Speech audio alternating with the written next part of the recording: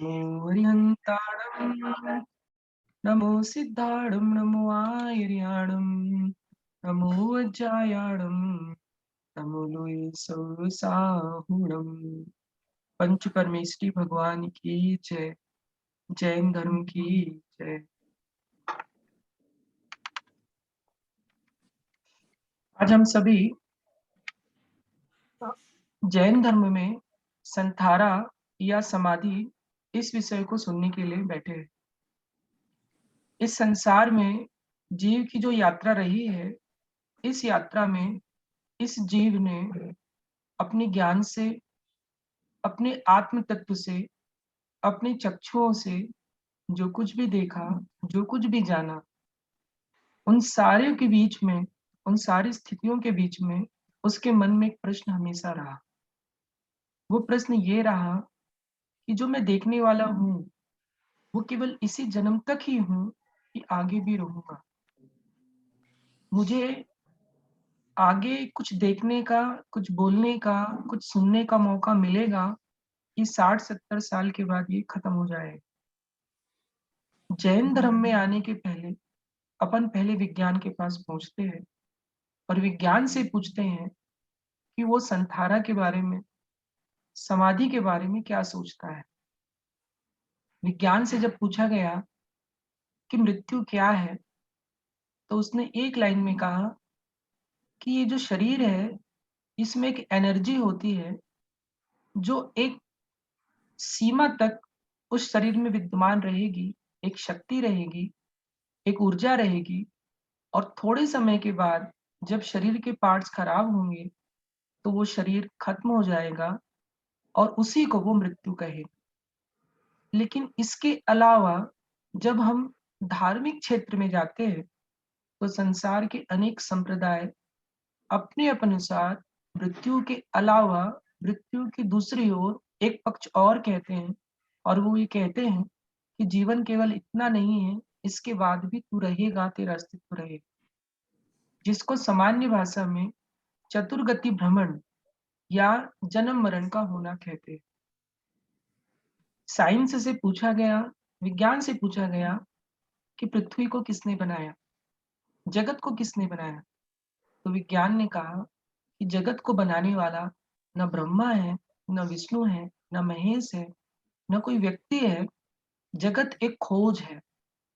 उसने सातों ग्रह को देखा, पृथ्वी को देखा, मंगल को देखा, बुध को देखा, सूर्य को देखा, और उसने अपनी दूरबीन से जहां तक हो सकता है वहां तक जानने की कोशिश की कि इसका निर्माता कौन है, बनाने वाला कौन है।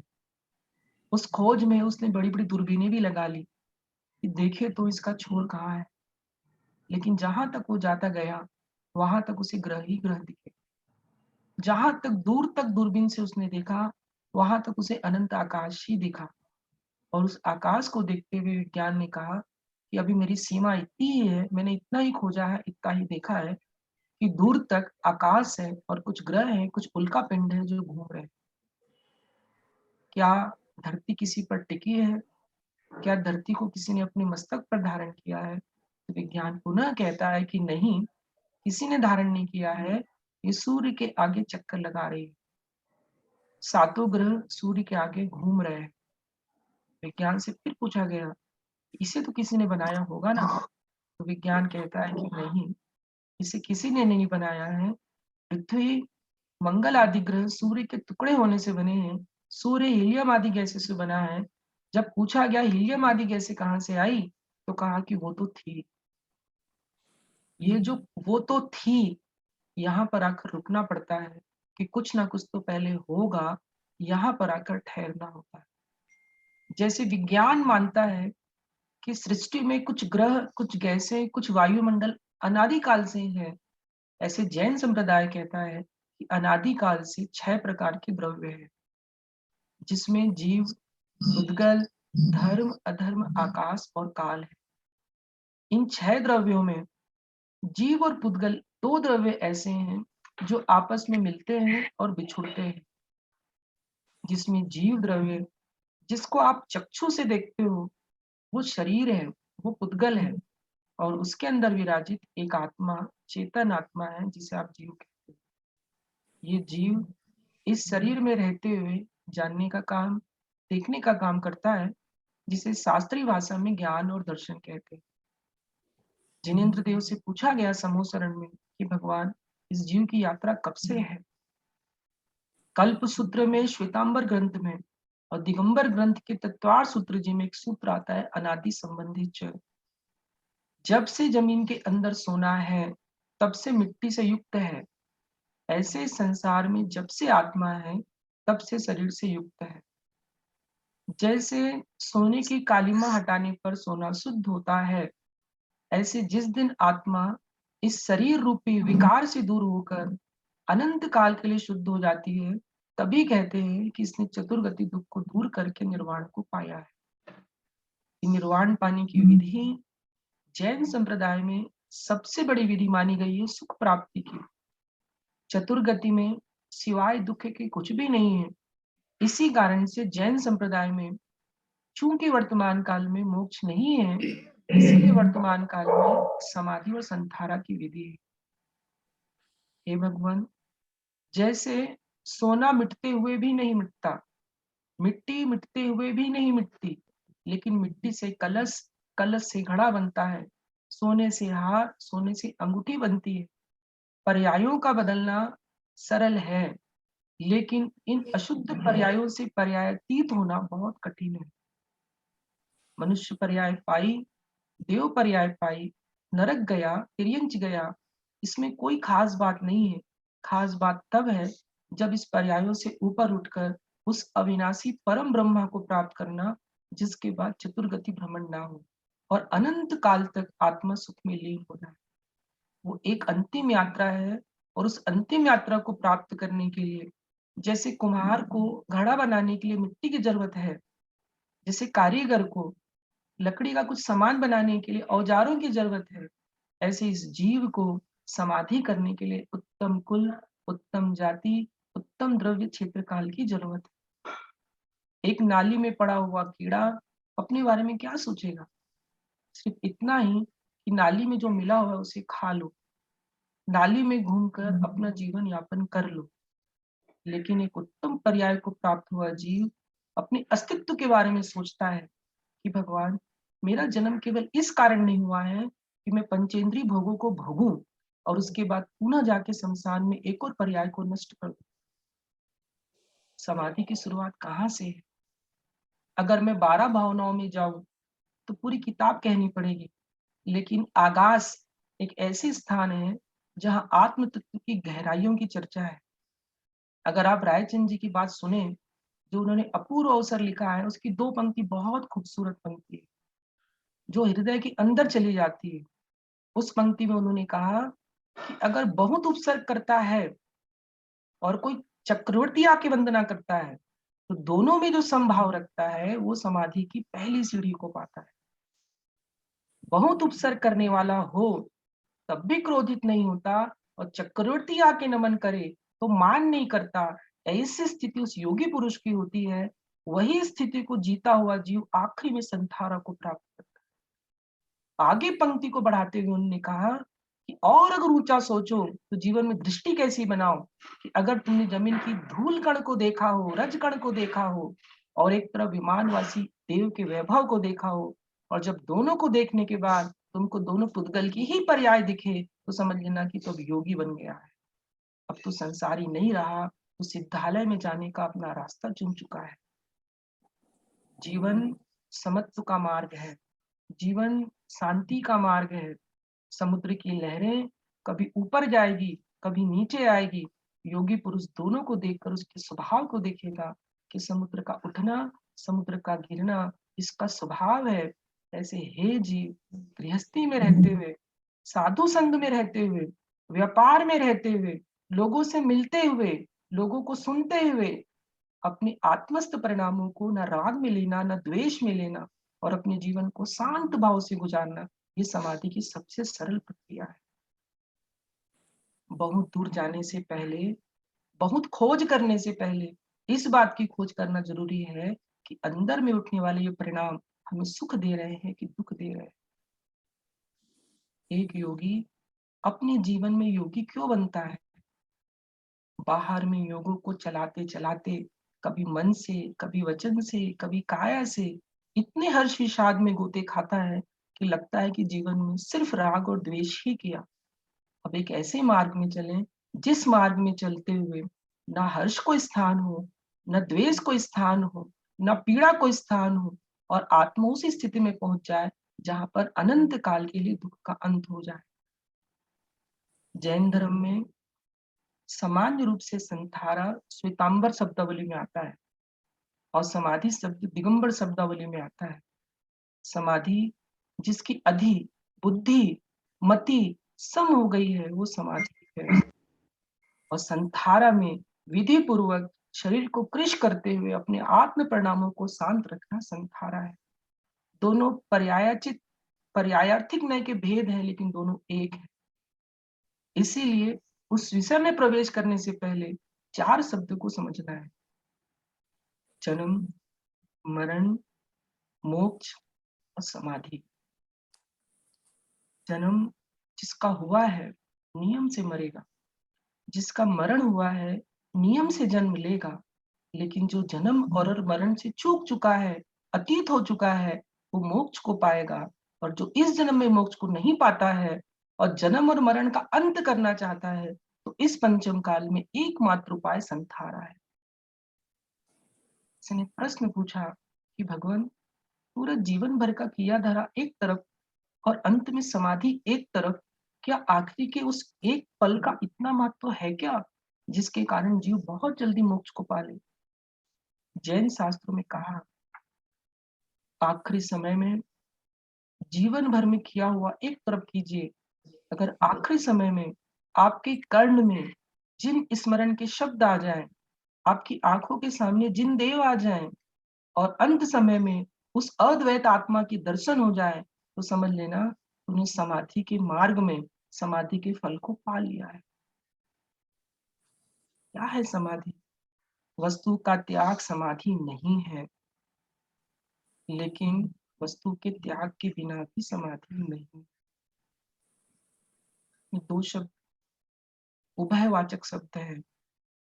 वस्तु को छोड़े बगैर वस्तु के प्रति राग जाता नहीं और वस्तु के प्रति राग जाए बगैर वस्तु हाथ से जाती नहीं। वस्तु को छोड़ना है, ममत्व भाव अंदर से छोड़ो। ममत्व भाव नहीं छूट रहा है, इसलिए बाहर से वस्तु को छोड़ो। हे भगवान, रोज निकलता हूँ घर से ऑफिस के लिए, सोचता हूँ जिससे मिलूंगा अपने परिणामों को खराब नहीं करूंगा, लेकिन ये याद ही नहीं आता कि जिससे मिल रहा हूँ वो परिणाम खराब करवाने वाला नहीं है, परिणाम खराब करने वाला मेरा खुद का उपादान है। समाधि खाने पीने का त्याग का किंचित भी मार्ग नहीं है। लोगों ने पूरे विश्व में भ्रम फैला दिया है, वस्तु छोड़ो, पानी छोड़ो, भूखे पेट रहो, समाधि होगी। नहीं, इसे समाधि कहा ही नहीं है। समाधि का सहायक मार्ग कहा है, लेकिन समाधि नहीं है। जैन शास्त्रों में अभव्य मुनि महाराज की कथा सब जानते हैं। कौन है अभव्य मुनि महाराज? अभव्य मुनि महाराज वो हैं जो भव्य नहीं है, जिनके अंदर पिघलने की ताकत नहीं है, जो ऊपर का कपड़ा तो छोड़ देते हैं लेकिन अंदर की कषायों को नहीं छोड़ पाते। ऊपर से नग्न तो हो जाते हैं लेकिन भीतर से नग्न नहीं हो पाते। ऊपर से चारित्र को तो पाल लेते हैं लेकिन अंदर चर्या राग द्वेष के समन रूप नहीं कर पाते। ऐसे अब मुनि ऊपर से देह के छूटते हुए तो हमको दिखते हैं, लेकिन अंदर से कसाय को नहीं छोड़ पाते और अनंत भाव में संसार में घूमते। ऊपर का त्याग, अगर भीतर का त्याग नहीं है तो ऊपर का त्याग परिग्रह मात्र, कुछ भी नहीं। हे जिनेन्द्र देव, अंत भला सो सब भला, एक वाक्य सब जानते हैं और ऐसा भी कहते हैं, जिसकी सुबह जल्दी होती है या जो सुबह जल्दी उठ जाता है, वो दिन के आधे कार्य की आधी समाप्ति सुबह ही कर लेता है। क्यों? शुरुआत अच्छी की। मैं आज भोगों में हूं, कल आंखें भोगने के योग्य नहीं रहेगी। आज मैं पंचेंद्रिय के विषय में हूं, कल शरीर जवाब देगा, तृष्णा जवाब नहीं देगी, वो कहेगी और लाओ। फिर भगवान अंत समय में घर वाले आएंगे, आपके हाथ से चाबी छीनेंगे, आपको कमरे में बंद कर देंगे, आपका दाना पानी अलग कर देंगे। तब तुम जिनके साथ रहे थे वही तुमको तड़पाएंगे, वही धन दौलत स्थिति तुमको बार बार याद आएगी, क्योंकि तुमने जीवन भर उसी का अभ्यास किया।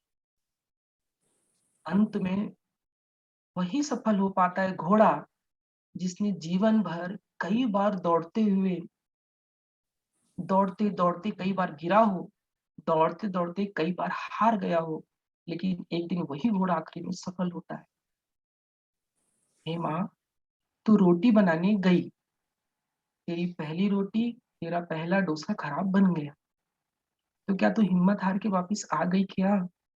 नहीं आई। क्यों? मुझे पता है कि तवे की पहली रोटी तो खराब ही बनेगी, लेकिन दूसरी तीसरी चौथी रोटी फिर अच्छी बनेगी। छोटा बच्चा जब साइकिल चलाना सीखता है तो शुरू में 2 बार 3 बार 4 बार गिरता है, फिर धीरे धीरे साइकिल में अभ्यस्त होता है।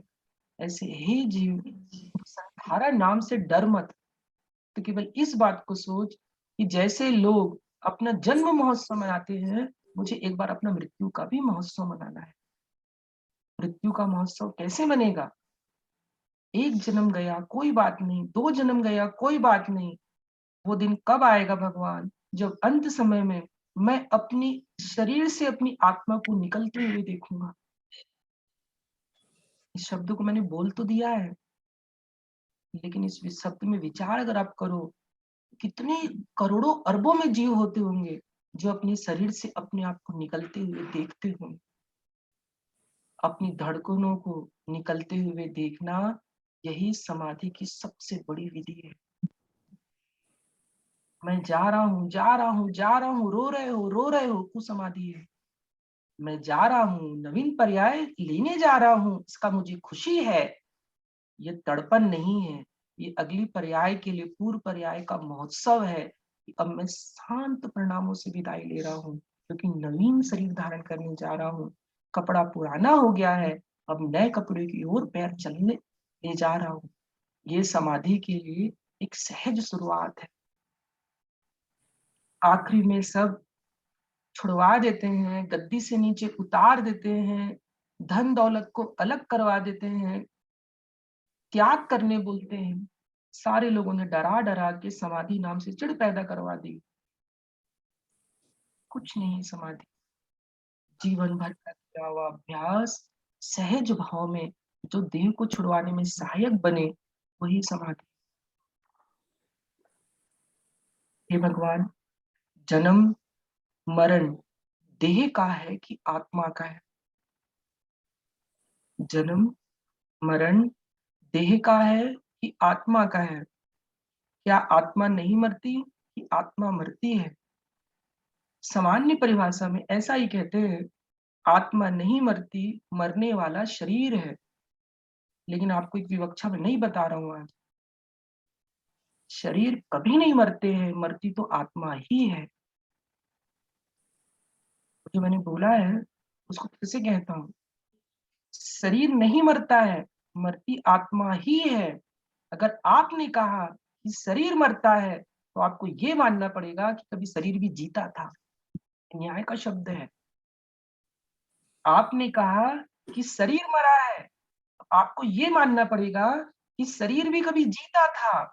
जो जीता था वही तो मरेगा, ये न्याय का शब्द है। इसलिए जन्म और मरण शरीर का नहीं, जन्म मरण आत्मा का है। बोले आप कैसी बात करते हो? और आगे पहुंचते हैं।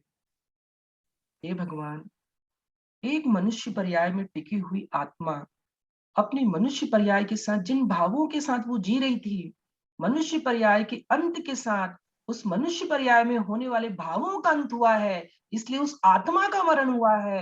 अब वो आत्मा नए शरीर के साथ नए भावों को लेकर जन्मेगी, इसलिए आत्मा का ही जन्म हुआ है। ये आपको परीक्षा मुक्त जैसे न्याय ग्रंथों में इन शब्दों का प्रयोग मिले। हे भगवान, अब मैं अशुद्ध परिणामों से मुक्ति चाहता हूँ और एक सतत शुद्ध परिणामों को प्राप्त करना चाहता हूँ, जो सिद्धालय में होगा, और उसी को कहेंगे मोक्ष। आत्महत्या और संथारा कहीं एक तो नहीं है। भारत में अभी 3 साल पहले घटना घटी। गुजरात के एक आदमी ने हाई कोर्ट में पिटीशन दायर की कि जैन लोग सारे जीवों को आत्महत्या करने के लिए मजबूर करते हैं। इन लोग हिंसक हैं। हाई कोर्ट में मामला चला गया। सारे देश के श्वेतांबर और सारे देश के दिगंबर एक हो गए। क्यों? हम भले नाम से अलग अलग हैं, लेकिन हमारे सिद्धांत एक है। कोर्ट में जब बात पहुंची तो जज ने एक प्रश्न पूछा, आप आत्महत्या किसे कहते हो? उसने उसके पक्ष के वकील ने कहा कि इन लोग खाना पीना छुड़वाते हैं, ये जीवों को मारते हैं, ये आत्महत्या को प्रेरित करते हैं, समाधि तो इनका ढोंग है। तब हमारे यहाँ के विद्वानों ने कोर्ट में ये कहा कि नहीं, आत्महत्या वो है जो संक्लेशता के कारण, किसी वियोग में, किसी तीव्र संक्लेश में, उस तड़पन से मुक्ति के लिए शरीर को छोड़ना, ये कहलाती आत्महत्या। लेकिन हमारे यहाँ ये नहीं होता है। हमारे यहाँ मृत्यु महोत्सव है, क्योंकि हम लोग कसाय के साथ शरीर नहीं छोड़ते, कसाय का समन करने के लिए शरीर छोड़ते हैं। इसलिए संलेखना और आत्महत्या में जमीन आसमान का अंतर। तो जज ने पूछा, इससे क्या फायदा है? तो हमारे जैन संप्रदाय के विद्वानों ने कोर्ट में दलील दी, भगवान, हम तो इतना जानते हैं कि आज से भगवान 2500 साल पहले हमारे महावीर प्रभु को मोक्ष हुआ है। हमने महावीर प्रभु को नहीं देखा है। हम नहीं जानते हैं कि अंत समय में क्या होता है। हमको तो इतना ही आदेश हमारे ग्रंथों से मिला है कि अगर अंत समय में ते परिणाम शांत हो गए, जिनेन्द्र देव का स्मरण हो गया, भगवान की भक्ति याद आ गई, तो समझ लेना कि मोक्ष जो अनंत भवों तक दूर था, अब केवल 1 मिनट के श्रद्धा, 1 मिनट के शांत भाव के कारण अब वो भवावली कम होकर के 2 से 5 भव, 7 भव में ही रह जाएगी। इसलिए विश्व के समस्त सागार हो या अंगार हो, श्रावक हो या मुनि हो या गृहस्थ हो, अंत समय में यदि कोई बीमार पड़ता है, अंत समय में किसी को व्याधि होती है, तो जैसे असाध्य रोग में पेनासिलिन की औषधि देते हैं, ऐसे असाध्य रोग में जैन संप्रदाय नमोकार मंत्र की औषधि देता है। एक ऐसी औषधि जिस औषधि का प्रयोग पारसनाथ भगवान ने अपनी युवा अवस्था में उस नाग नागिन के जोड़े को दिया था। अग्नि जल रही है, नाग नागिन के जोड़े जल रहे हैं। पारस कुमार जाते हैं, देखते हैं मरणासन स्थिति है, पास आते हैं और कानों पे नमोकार सुना देते। हे भगवान, मैं नहीं जानता हूं कि गर्भ में उस बच्चे को संस्कार कैसे पड़ते हैं। जब माँ तीर्थ वंदना करती है तो गर्भस्थ बच्चा पुण्य को लेकर जन्म लेता है। जब कोई पापी जीव आने वाला होता है तो माँ को दोहला होता है, और दोहला ऐसा होता है कि तलवार में खून सनी हुई और मेरे सामने लाके रखी जाए तो कुणिक पैदा होता है। जब अभय कुमार का जन्म होता है तो माँ को दोहला होता है कि सारे राज्य के कारीगरों को, सारे राज्य की कैदियों को छोड़ दो, कि माँ की भावनाएं बच्चे के आने से बदल जाया करती है। अंदर में कैसी प्रक्रिया होती है वो हम नहीं जानते हैं। ये केवली अरिहंत भगवान ही जानते हैं। इतना सूक्ष्म विज्ञान, इतनी सूक्ष्म आत्मस्थ दृष्टि है। कितनी कथाएं आपको सुनाएं, कितनी बताएं, जैन ग्रंथ पूरे भरे पड़े हैं अंदर के विज्ञान को, अंदर के परिणामों को, माँ के परिणामों से बालक के परिणामों को, और बालक के परिणामों से माँ के रिश्ते को समझ पाना शब्दों में संभव ही नहीं। इसलिए हे भगवान, हम तो आपके शब्दों को सुनकर, आपने कहा संथारा क्या है तो आपने बताया, उस अनुसार हमने मान लिया कि संथारा ये है कि अंत समय में जिनेन्द्र प्रभु पर श्रद्धा करते हुए, उनकी वाणी पर विचार करते हुए, अपने परिणामों को शांत भाव रखते हुए इस देह को छोड़ देना, यही संथारा है। आत्महत्या किसी मजबूरी में, किसी संक्लिष्टता में होती है। संथारा जीवन पर्यंत की साधना का फल है, और वो इसलिए प्राप्त की जाती है ताकि अपनी भावावली को कम किया जा सके।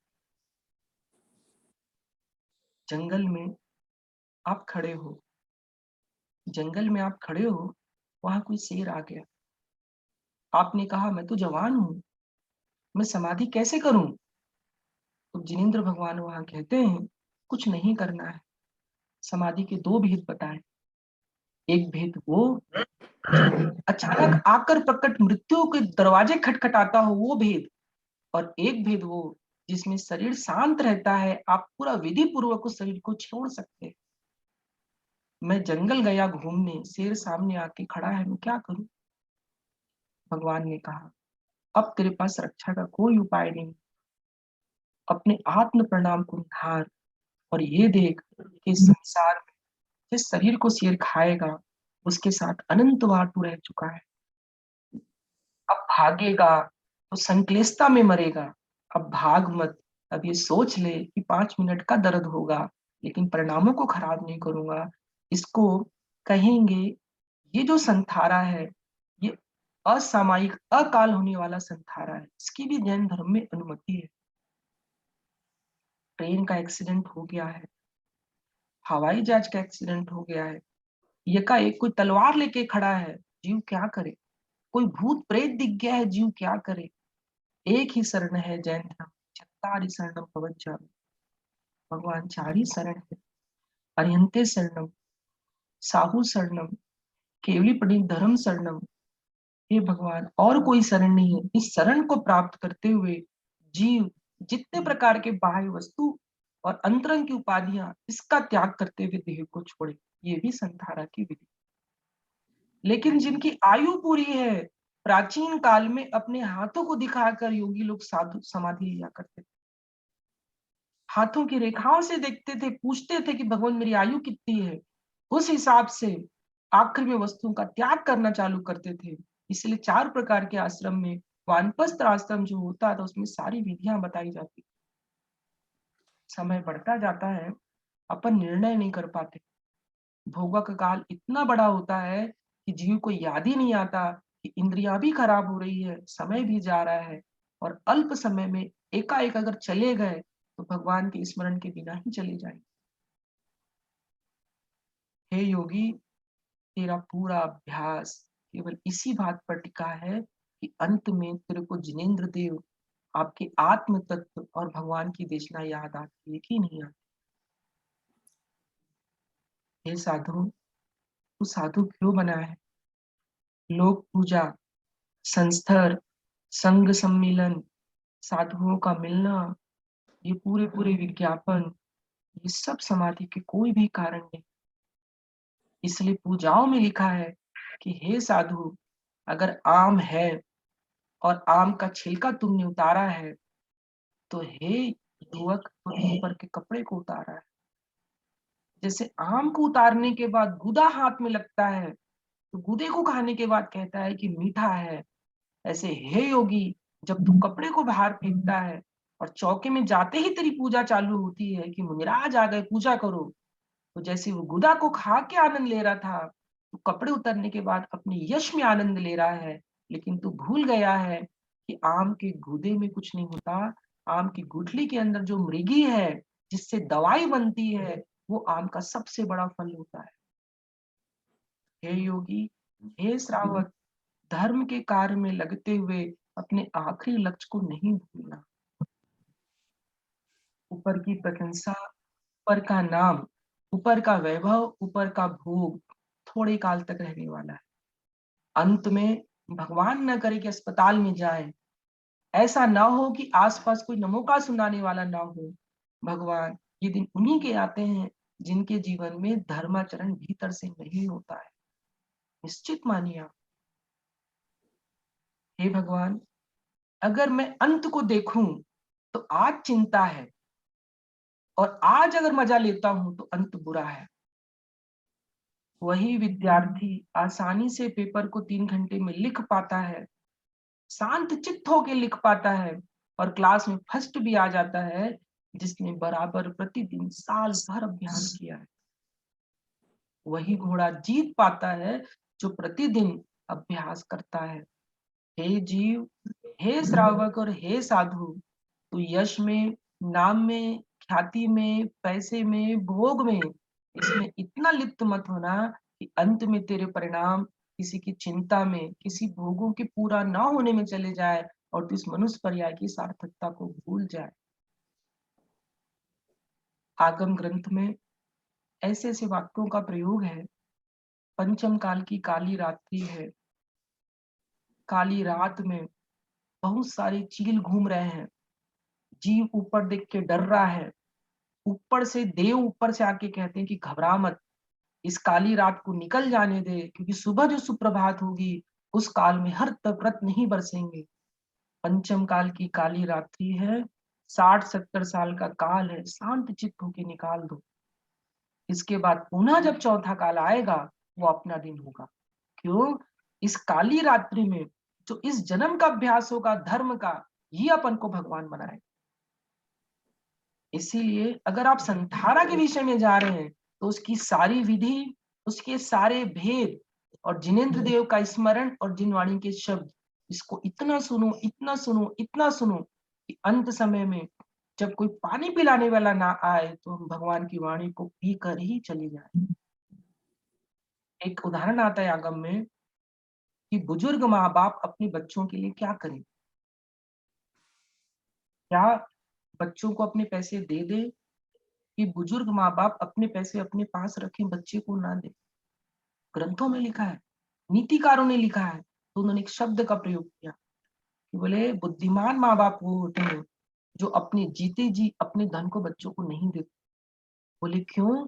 बोले इसलिए कि अगर जीते जी बच्चों को धन दे देंगे तो बच्चे कदाचित कभी उनको अनाथालय में भी फेंक सकते हैं, क्योंकि धन इनके पास आ गया, इनके पास कुछ नहीं है। तो क्या करना चाहिए बुद्धिमान लोगों को? उस धन को संभाल के रखना चाहिए कि धन के लोभ में कम से कम बच्चे मंदिर तक तो पहुंचा देंगे। इस उदाहरण को लिखा एक योगी के लिए, एक श्रावक के लिए, और क्या समझाया है। हे श्रावक और हे योगी, तू जीवन भर जिन आगम को इकट्ठा करके रखना, अपने मस्तक में बिठा के रखना। अंत समय में जब घर वाले तेरे को आईसीयू में पटक दें, अस्पताल में फेंक दे, शरीर में बहुत सारे वायर लग जाएं, वेंटिलेटर लग जाए, तो तू घबराना मत। तो अपनी जेब में पड़ी हुई जिन देशना की वाणी को बाहर निकालना और उससे अमृत पान करना, क्योंकि अब संभालने वाला बाहर कोई नहीं है, संभालने वाला तो खुद को तू ही मौजूद है। जो तूने जीवन भर अर्जन किया है, जिन आगम जिन देशना, उसको सुनकर अंत समय में अपना कल्याण कर लेना। वही तेरी संपत्ति तेरे पर भाव में कल्याणकारी और इस भाव में कल्याणकारी है। जैसे उस बुजुर्ग माता पिता ने पैसे के सहारे अपने बच्चों से मदद करवा ली, अपने पास सुरक्षा करवा ली, ऐसे तू जिनागम को अपने हृदय में धारण कर लेना। अंत में अगर कोई पास ना हो तो तू अंदर से जिन देशना को निकालना, उसको स्मरण में लाना। देह तो जा रही है भगवान, अनंत बार गई है, लेकिन कोई संक्लिष्टता की बात नहीं है। अंत में क्या होगा? 2-4 मिनट की तकलीफ ही तो होगी, लेकिन उस तकलीफ के बीच में मैं आपको भूल नहीं सकता हूँ। अगर आपको नहीं भूलता हूँ तो बस कुछ ही भाव में मैं सिद्धालय में बैठने वाला हूँ। समाधि की विधि जलन का मार्ग नहीं है। समाधि की विधि ईर्ष्या का मार्ग नहीं है। समाधि की विधि क्रोध का, मान का, माया का, लोभ का मार्ग नहीं है। एक कसाय से उठकर, बहुत ऊपर उठकर जीने का मार्ग। जगत को जब हम पिक्चर देखने जाते हैं, टॉकीज जाते हैं, 3 घंटे पात्र को देखते हैं, एक्टर को देखते हैं। अब धाराएं कैसे चलती है देखते हैं अपन। ये मेरी पत्नी है, ये मेरी पत्नी नहीं है। ये फिल्म का हीरो है, ये हीरो नहीं है।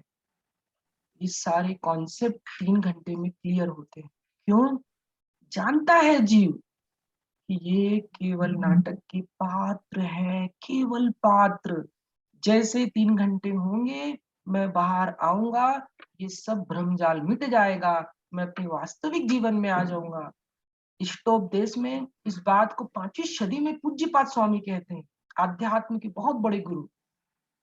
पर कहते हैं यत्र भाव शिवम दत्ते, हे भगवान, जिन भावों से मोक्ष मिलता हो उन भावों से तो स्वर्ग अपने आप मिलता है।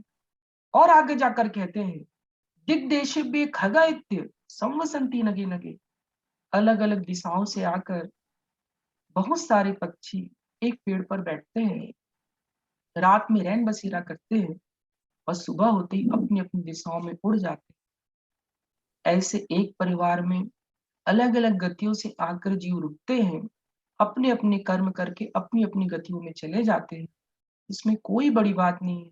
बड़ी बात तो ये है कि जो एक परिवार में आए हैं उसमें जीव अपनी सत्ता को पहचाने और ये जाने कि भगवान, कोई हिंदू है, कोई सिख है, कोई ईसाई है, कोई जैन है, लेकिन सब जूझ तो रहे हैं। कहीं ना कहीं संसार के दुख को समझ तो रहे हैं। जिसको जो मिला उसमें वो प्रयास करके मर रहा है।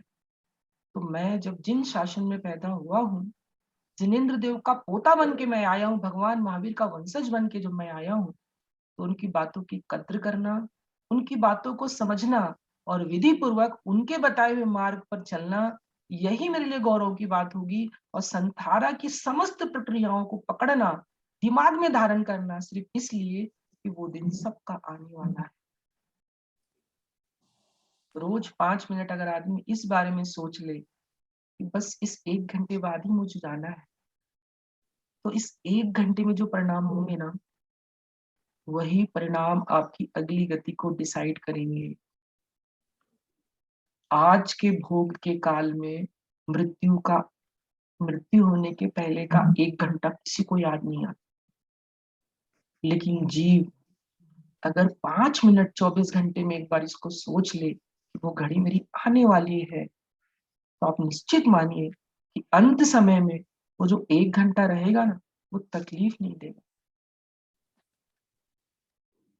मगरमच्छ को मैंने सोते देखा है, आपने देखा है क्या? मगरमच्छ जब सोता है तो हिलता नहीं है, कांस्टेंट है। मगरमच्छ इतने गहरे में सोया है कि जगत की कोई फिक्र नहीं। हे जीव, तू अपने आत्म अभ्यास में, जिनवाणी में इतना लीन हो जाए कि तेरी बेहोशी इतनी ज्यादा हो कि जगत के उपसर्ग करता, जगत के प्रलोभन करता और जगत के तेरे परिणामों को खराब करने वाले करता इतना भी आ जाए, तेरे तत्व लीनता की बेहोशी से तुझे बाहर ना निकाल पाए। मेरी खिड़की में तुम क्या झांकोगे? तुम मेरी खिड़की में झांक भी लोगे तो मेरा चेहरा तुम्हारी तरफ होने वाला नहीं है, क्योंकि मेरा चेहरा तो कहीं और है। तुम मेरी तरफ क्या देखोगे? जब मेरा उपयोग ही तुम्हारे में नहीं है, तो तुम्हारा हर कहा हुआ वाक्य मेरे से टकरा के बाहर चला जाएगा, क्योंकि तुम्हारे वाक्यों को मेरे कान सुनने वाले नहीं है। तुम्हारी खूबसूरती को मैं क्या नहीं हारू? तुम खूबसूरत थे कब? क्यों? क्योंकि भगवान, जगत में खूबसूरत व्यक्ति कब होता है? क्यों? एक काली लड़की को वेस्ट इंडीज में सुंदर मानते हैं और भारत में गोरी लड़की को सुंदर मानते हैं। अब बोलो, कलर में सुंदरता है कि भावों में सुंदरता है? चीन में चपटी नाक सुंदर है तो भारत में लंबी नाक सुंदर है। अब बोलो, सुंदरता कहाँ है? रोड में पड़े हुए मल को, जिसको आप घृणा से देखते हो, मुंह फेरते हो, वही सुअर के लिए भोजन है। अब बोलो, भोजन कहाँ है? जब भाव पक्ष में जाओगे तब पता चलेगा कि कांच का टुकड़ा, हीरे के मोती, सब पुद्गल की पर्याय है, इसके ज्यादा कुछ भी नहीं। ये भगवान, जितना आत्म तत्व में जीव अभ्यास करता चला जाएगा, तब पता चलेगा कि अवसर उतना ही था, लेकिन उस सोनार ने, उस पारखी विद्वान ने उस समय के अवसर को पहचाना नहीं। कभी कभी मन में ऐसा आता है कि भगवान, ये गाथा आध्यात्म ग्रंथ में बहुत जगह मिलेगी आपको। और अगर आप रायचंद जी के आध्यात्म ग्रंथ को आप पढ़ते हो, जिन्होंने आध्यात्म को मुख्य बनाया, तो उसमें भी बार बार आपको ये बात मिलेगी। क्या कहते हैं बार बार? अपूर्व अवसर ऐसा कब दिन आएगा। वो दिन कब आएगा? बार बार बोलते हैं कब आएगा। क्यों? क्योंकि हमारे जीवन में वही अवसर नहीं आया है जिस अवसर में हमारे परिणाम विषयों से विमुख हुए। जैन शास्त्र में 5 शब्द का वर्णन है। मरण के 5 भेद किए: बाल बाल मरण, बाल मरण, बाल पंडित मरण, पंडित मरण, पंडित पंडित मरण। जो जिनेन्द्र देव को बिना जाने ही मर जाए, उसको बोलेंगे बाल बाल मरण। जो जिनेंद्र देव को, भगवान महावीर प्रभु को जानकर उस पर विश्वास करके मरे, उसको बोलेंगे बाल मरण। जो अणुव्रतों को ले, महाव्रत का एक देश हिस्सा पालन करे और मृत्यु को प्राप्त हो जाए, उसे कहेंगे बाल पंडित मरण। और जो साधु बन के मरे, भगवान पर श्रद्धा भी रखे, रत्नत्रय को धारण करे, उसको कहेंगे पंडित मरण। और जो केवल्य को प्राप्त कर ले, जो इस काल में होता नहीं, लेकिन अगर कोई प्राप्त कर ले तो उसे कहेंगे पंडित पंडित मरण। हे प्रभु, मेरे जीवन में सबसे खराब मरण हो तो बाल बाल मरण हो, जो मुझे कभी ना, कम से कम बाल मरण यानी जिनेंद्र देव के श्रद्धान, उनके गान, उनके स्मरण से ये देह जाए, ताकि आने वाली जो भावावली है, जो घूमने की भावावली है, वो कम हो जाए। आज का किया हुआ अभ्यास निश्चित मानिए, आम का जब पेड़ उगाते हैं लोग, तो आम के पेड़ उगाने के लिए कई साल पहले बीज बोना पड़ता है। बीज बोने वाला ये जानता है कि पता नहीं कि मैं शायद देख पाऊं कि नहीं देख पाऊं कि आम का पेड़ बड़ा होगा कि नहीं होगा, लेकिन वो ये जानता है कि पानी जाता रहेगा तो मेरी आने वाली पीढ़ी उसमें आम देख लेगी। हे प्रभु, मैंने तो अपनी आत्मा में आपकी भक्ति, आपके संस्कार, आपकी वाणी, आत्मा की पूरी गहराइयां, तत्व चिंतन को बीज रूप में डाल दिया है। मैं नहीं जानता हूं कि आखिरी में क्या होगा, शायद अपना नाम भी भूल जाऊं, मैं नहीं जानता, लेकिन इतना जरूर जानता हूँ कि आत्मा में आज जो बीजारोपण हुआ है, जिस दिन भी अगले किसी भाव में उसमें खाद पानी मिलेगा, निमित्त मिलेगा, तो निश्चित रूप से मोक्ष के फल आएंगे ही आएंगे। क्यों? ये विकार कभी बिना फल दिए हुए नहीं जाते। पूरी कथानक आप उठा के देख लिए जैन शास्त्रों की, भगवान महावीर के 10 भाव की यात्रा देखिए, पारसनाथ के 10 भाव की यात्रा देखिए, कभी ना कभी शुरुआत की थी। भगवान, हमारी शुरुआत भले देर से हुई हो, या हम पंचम आर्य में आके, पंचम काल में आके एक जगह बैठे हों, लेकिन हमने तो अब हथौड़ी चला दी है, हमने अब टांग अड़ा दी है।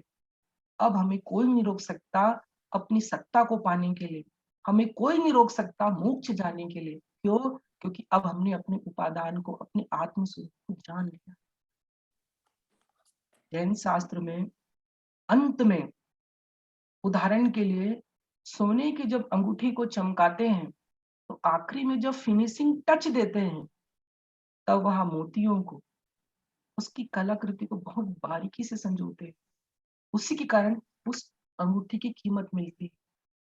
ऐसे ही भगवान, पूरी की पूरी यात्रा अंत समय के उन 2-3 मिनट को पहचानने की यात्रा है, जहां पर बाहर क्या हो रहा है, घर वाले क्या सोच रहे हैं, इससे कोई मतलब नहीं है, लेकिन मेरा परिणाम शांत। मरण कंडिका में एक लाइन याद आ रही है, सो बोलता हूँ। ग्रंथ है मरण कंडिका, समाधि का वर्णन करने वाला ग्रंथ। जैन संप्रदाय में 2 ग्रंथ प्रसिद्ध हैं, जिनको समाधि इष्ट हो और करने की इच्छा हो, 2 ग्रंथ पढ़ने चाहिए। एक मरण कंडिका और एक भगवती आराधना। इसमें एक जीव का जन्म काल से लेकर के मृत्यु काल तक किस कार्य को करे, जिससे अंत में सुगम हो संधारा, यानी मृत्यु समाधि मरण को प्राप्त। उसमें एक बात लिखी है, सील रहित जीव भी जाता है, सील सहित जीव भी जाता है, कसाय सहित जीव भी जाता है, कसाय रहित जीव भी जाता है। जब दोनों को ही जाना है, तो सील सहित और कसाय रहित होकर क्यों प्रयास नहीं करता है? वस्तु को छोड़ो, नहीं तो वस्तु छूटेगी। त्याग करो, नहीं तो घर वाले छीन लेंगे, लेकिन वस्तु तो जाएगी। बाहुबली भगवान जब 1 साल तक भूमि पर खड़े रहे, कब की घटना है?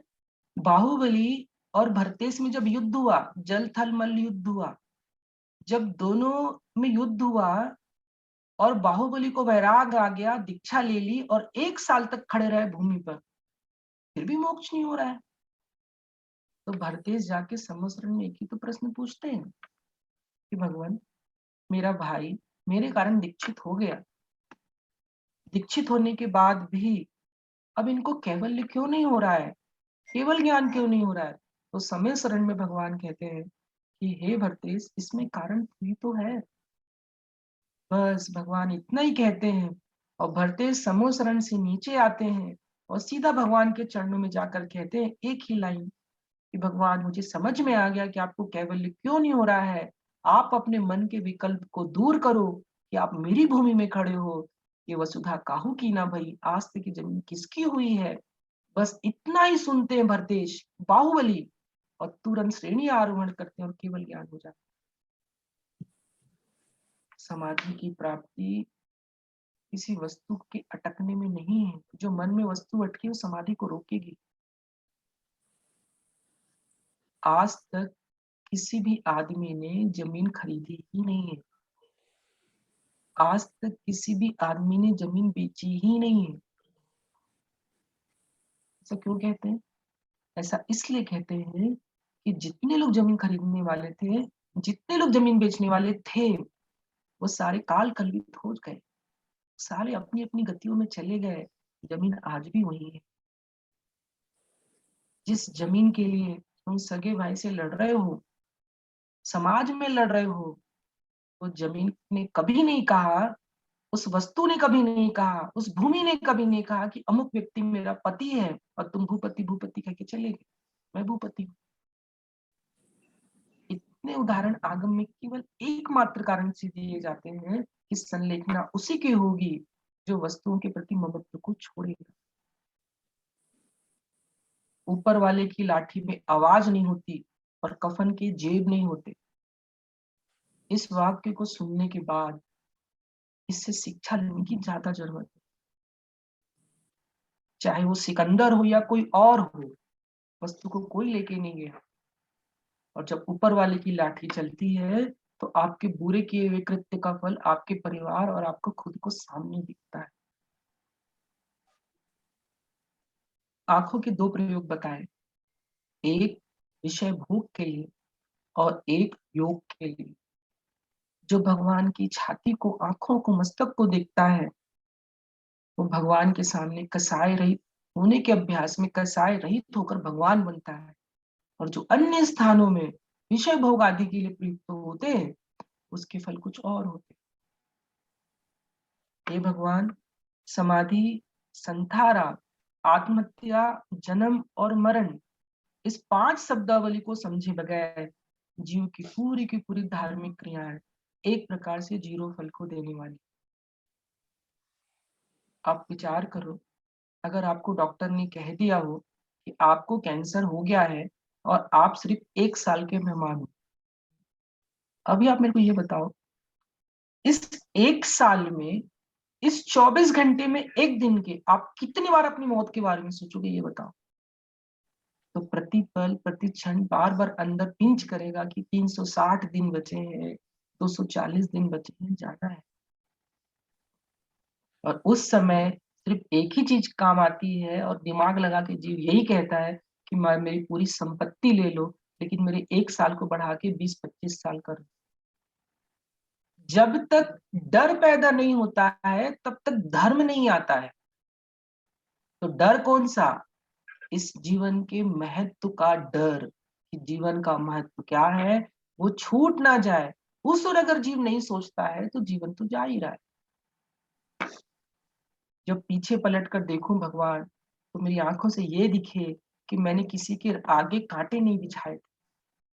और जब मैं आगे देखूं तो मेरी आंखें ये अनुमान लगाए कि मैंने जब भी किसी के लिए सोचा तो अच्छा सोचा। इतना ही तो करना है, और करना क्या है। समाधि सरल विधि यही है, छोटों को प्यार दो, समान वाले से वात्सल्य रखो और बड़ों की सेवा करो। जो ये 3 काम कर लेगा, उसकी संलेखना उसके हाथ में है। आपके नगर में किसी की तबीयत खराब हो जाए तो उसके बिना निमंत्रण के चले जाओ और उसको नवकार मंत्र सुना दो। ये आपको नवकार मंत्र सुनाने की पहली विधि है कि आपको भी सुनने को मिलेगा। आपने किसी की मदद ही नहीं की हो और कोई आपकी आके मदद करे, ऐसा कर्म नहीं करता, फल नहीं देता। कर्म का, क्रिया का प्रतिफल तभी मिलता है जब आपने किसी के लिए अच्छा किया हो। हमने किसी को नमोकार सुनाया नहीं, हमने हाथ से जिन क्षेत्रों में धन लगाया नहीं, हमने साधर्मियों से प्रेम किया नहीं। अब अंत में आप सोचो कि आपकी मदद करने के लिए धर्मानुष्ठान में नमोकार कोई सुना दे, आपकी वैयावृत्ति कोई कर दे, तो कोई नहीं करने वाला। ये चींटी जा रही थी रास्ते में, मेरे को दिख गई, उदाहरण आपको दिख गई, आपने चींटी को धीरे से हाथ में उठाया, किसी के पैर में ना आ जाए, और चींटी को धीरे से रख दी। आपने पता है क्या किया है? आपने अगले भाव में जब आपके ऊपर कोई पैर रखने वाला था, उस उपसर्ग को आज ही दूर कर लिया, क्योंकि आपने चींटी को बचा लिया। कर्म का फल ऐसे उदय में आता है, पता ही नहीं चलता है कि आप घर से बाहर निकले, तेज पानी गिर रहा था, कुत्ते में एक लड़का दौड़ के आया और आपके आगे छत्ता लगा दी। क्या है? क्योंकि पूर्व भाव में आपने चींटी को बचाया था, किसी को डूबते पानी से बचाया था, तो एक जीव अपने आप छाता लेके आ। इस संसार में कर्म का फल, क्रिया का प्रतिफल, प्रति मिनट प्रति पल सबको मिल रहा है। पूरा जीवन 12 भावनाओं में निकालो, अनित्य भावना, असरण भावना, अनन्य भावना, धर्म भावना, लोक अनुप्रेक्षा भावना। संसार कैसा है? अनित्य है। कल सुबह सूरज तो उगेगा, लेकिन उस उगते हुए सूरज को देखने वाले हम रहेंगे कि नहीं, ये नहीं पता। इसलिए आज की रात ही आखिरी रात मान के नमोकार पढ़ के सो। क्या भगवान, अगर मैं कल नहीं रहा तो जिस भाव में जाऊं, भगवान महावीर प्रभु की शरण मुझे जरूर मिले। क्यों? क्योंकि इस संसार में किंचित मात्र भी सुख नहीं है। सुख तो आपके परम धाम में ही है, जहां पर आपने निर्वाण को पाया है। जैन धर्म में एक बड़ा समाधि मरण का पाठ है। अमेरिका में लोग पढ़ते कि नहीं मुझे नहीं पता, लेकिन भारत में खूब पढ़ा जाता है। उसमें प्राचीन काल के मुनियों के ऊपर जो उपसर्ग हुए और वहां पर जो उन्होंने अपनी भावनाएं भाई, उसकी पूरी विधि है। बहुत सारे मुनिराजों को नदी में फेंक दिया गया, 700 मुनियों को घानी में पेल दिया गया। लेकिन मुनि महाराज ने वहां पर क्या सोचा कि जिसको पेला जा रहा है वो मैं नहीं। क्या है जैन धर्म? जो पानी में छान के पीता हो और वहां पर भी जीवों के प्रति दया देखता हो, वो जैन धर्म, वो भगवान महावीर प्रभु की संतानें हैं हम। और उनके मार्ग पर चलना और अपने निर्वाण को पाने के लिए कार्य करना, यही इस जीवन का उद्देश्य होना चाहिए। सुकुमार स्वामी, सुकोसल स्वामी, सियार, कितने अनंग सरा, जिन जिन के ऊपर उपसर्ग हुए, अंत समय में भगवान की भक्ति, भगवान का नाम, आत्मा का अवलोकन, आत्मचिंतन, उसके बाद अपने स्वरूप का विचारना, ये करके अपने देह को छोड़ा है। मेरा मित्र कौन है? मेरा मित्र मेरी पूर्व की भावनाएं हैं, जो सही समय में मेरी आके मदद करे। मेरा मित्र कौन है? जिन आगम का पाठ है, जो भविष्य में आकर मेरी स्मृति में आएगा और मेरी बुरे मरण को एक सच्चे मरण में बदल के दिखाए। 5 प्रकार के मरण, इसके अलावा जैन शास्त्रों में जब कोई साधु बनता है तो उसके 3 मरणों का और उल्लेख है, जिसमें इंद्रिय मरण, प्रायोगमन मरण, और इसके अलावा तीसरा मरण होता है भक्त प्रत्याख्यान मरण। जो प्रायोगमन मरण है, उसमें जीव संलेखना करता है। तो जैसे सुकोसल स्वामी, सुकुमार स्वामी के ऊपर सिगड़ी गरम गरम रख दी उपसर्गकर्ताओं ने, लेकिन उन्होंने अपने हाथ से सिगड़ी को नहीं हटाया। क्यों? हम वस्तु को नहीं हटाएंगे, पहले हम तो अपने आत्म तत्व में डूबेंगे, ये सोचकर। श्यालनी खा रही है पैर को सुकुमार स्वामी के, लेकिन श्यालनी को भगा नहीं रहे हैं। क्यों? कितने बार उसको हटाऊंगा, कितने जन्म में करूंगा। और वो सोचते सोचते संलेखना पूर्वक देह को छोड़ दिया। इस मरण को कहते हैं तायुगमन मरण, जहां पर उपसर्गकर्ताओं को हटाते नहीं है। इस काल में नहीं होता, क्योंकि शरीर में ताकत नहीं है। एक और मरण है इंगनी मरण, जिसमें दूसरे से सहायता नहीं लेते, लेकिन खुद अपनी सहायता करते हैं। तकलीफ होती है तो घास में सो जाते हैं, लेकिन किसी से घास मांगते नहीं है। अपना खुद सिर दबा लेते हैं, लेकिन दूसरे सिर दबवाते नहीं है, और मृत्यु को प्राप्त करते हैं। इसका नाम इंगनी मरण है। और एक भक्त प्रत्याख्यान मरण है, जो 12 साल के लिए लिया जाता है। 12 साल क्रम पूर्वक खाने पीने को धीरे धीरे छोड़कर, कसायों को धीरे धीरे छोड़कर मृत्यु की ओर गमन करते हैं। ऐसे मुनिराज, ऐसे श्रावक भक्त प्रत्याख्यान विधि को पाते हैं। और 12 साल विधि पूर्वक उस अभ्यास के साथ शरीर को क्लेश करते हुए, कषायों को क्लेश करते हुए देह को छोड़ते हैं। ऐसे 3 प्रकार के मरण इस पंचम आर्य में भक्त प्रत्याख्यान की मुख्यता से लिए जाते हैं। 2 प्रकार के मरण चतुर्थ काल में होते हैं, लेकिन इस काल में उत्कृष्ट समाधि के लिए भक्त प्रत्याख्यान की विधि ही है। हे भगवान, एक प्रश्न है, समय आपका हो रहा है, लेकिन एक प्रश्न करके अपन क्लास पूरी करते हैं। आराधक कौन है? व्यवहार आराधक और निश्चय आराधक। व्यवहार आराधक वो है जो शरीर आश्रित क्रियाओं को, यानी रस परित्याग को, काय क्लेश को, शरीर को भोजन ना देते हुए जीवन को यापन कर रहा है, व्यवहार आराधक है। निश्चय आराधक कौन है? जो बाहर की विधि को अपनाते हुए साथ में अंदर में सम्यक दर्शन, सम्यक ज्ञान, सम्यक चारित्र को अंगीकार करते हुए कषायों को कृश करता है। व्यवहार आराधक होना सरल है, लेकिन निश्चय आराधक होना बहुत कठिन है। बाहर की वस्तु को छोड़कर ये मत सोचना कि मैंने सब कुछ छोड़ दिया। बाहर की वस्तु को छोड़कर ये सोचना कि अंदर से कसाय कितनी गई। अगर कसाय नहीं गई तो बाहर का छोड़ना छोड़ना नहीं। जीवन में संलेखना उसी की होगी जिसका जीवन निष्कलंक बीतेगा, जिसके जीवन में कोई कलंक नहीं लगेगा अपयश का, विवाद का, कषाय का, झगड़े का। वही जीवन निष्कलंक होकर जो जीव जिएगा उसी की आखिरी में संलेखना होगी। अंत समय में हे भगवान, इसके लिए मूलाचार्य जी में एक लाइन आती, याद आ रही सो बोलता हूँ। तौ पादो मम हृदय तौ पद्वैलीनम इष्टतो जिनेन्द्र तावत यावत निर्वाण संप्राप्ति। हे भगवान, जब तक मुझे निर्वाण नहीं होता तब तक आपके चरण मेरे हृदय में हो और मेरा हृदय आपके चरण कमलों में हो, जब तक निर्वाण ना हो। इसके अलावा इस संसार में 84 लाख योनि में एक मनुष्य पर्याय दिखती है जहाँ थोड़े से भोग दिखते हैं, एक स्वर्ग पर्याय दिखती है जहाँ थोड़े से भोग दिखते हैं, लेकिन इसके अलावा संसार में सर्वत्र केवल दुख है। और मनुष्य पर्याय में किसी के हाथ नहीं, किसी के पैर नहीं, किसी के कान नहीं, कोई गरीब है, किसी को बीमारी है, ऐसे सर्वत्र दुख ही दुख दिखते हैं। इसलिए हे प्रभु, इन दुखों का नाश मेरे अकेले का ना हो, संसार के समस्त जीवों के दुखों का नाश हो और सब आपके समान सिद्धालय में निवास करे, सबके संलेखना पूर्वक मरण हो। यहाँ तक कि आगम में ये तक लिखा कि देव पर्याय में ललितांग नाम का देव था, जिनेन्द्र प्रभु का भक्त था। अंत समय में देवों की 6 महीने पहले माला मुरझाती है, ये नियम है। उनके गले में जो माला होती है वो मुरझाती है। जब वो माला मुरझाती है तो ललितांग जाति का देव विचार करता है कि अब मेरी 6 महीने की ही आयु शेष बची है, मुझे क्या करना चाहिए। तो ये सोचता है कि अब मेरा अंत समय आ रहा है, मुझे 9 कार मंत्र पढ़ते हुए अपनी देह को छोड़ना चाहिए। जब 6 महीने के पूरे दिन निकल जाते, आखिरी का एक पहर बचता है, तब पेड़ के नीचे खड़ा होता है और पंच नमस्कार नमोकार मंत्र पढ़ते हुए देह को छोड़ता है और सीधा मनुष्य पर्याय में उत्तम कुल में उत्पन्न होता है और दीक्षा आदि लेके निर्वाण को प्राप्त करता है। किसी भी पर्याय में रहो, एकमात्र औषधि जिन स्मरण, नमोकार मंत्र और इसके साथ में आत्मचिंतन, स्वरूप का अवलोकन, इसके अलावा और कोई मार्ग नहीं है मुक्ति का।